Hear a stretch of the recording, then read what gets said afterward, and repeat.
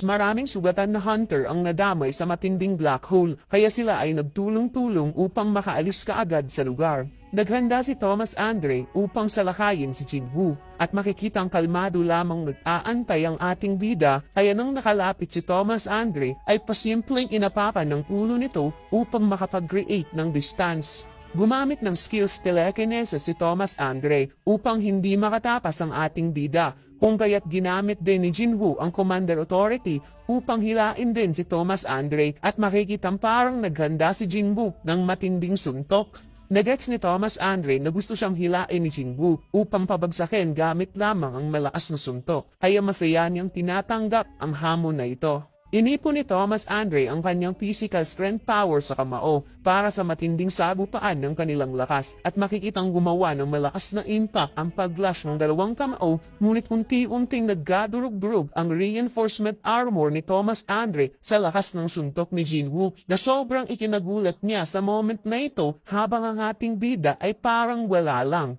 Tumansik si Thomas Andre at tumagos ito sa bubong ng gusali, kung kaya't ang structure ng gusali ay nagkawasak-wasak. Ngunit mas lalong nagwala si Thomas Andre at kagad itong bumamon para harapin si Jinwoo.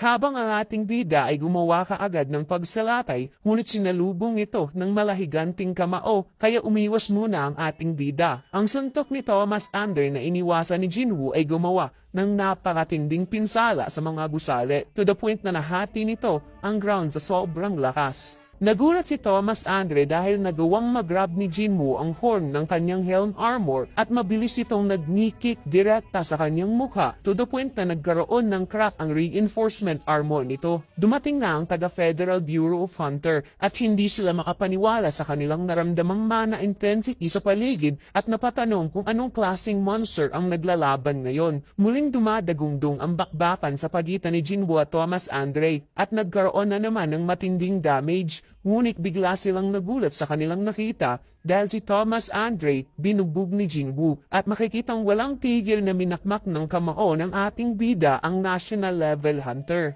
Hindi na mapigilan si Jinwoo, habang napatanong sa sarili si Thomas Andre kung paano nagkaroon ng speed and power ang isang mage-type hunter. Ramdam niya ang bagsik ng kamao ni Jinwoo, at naisip niyang parang matatalo na siya sa laban, ngunit ito ay napaka-imposibleng paniwalaan at hindi siya papayag.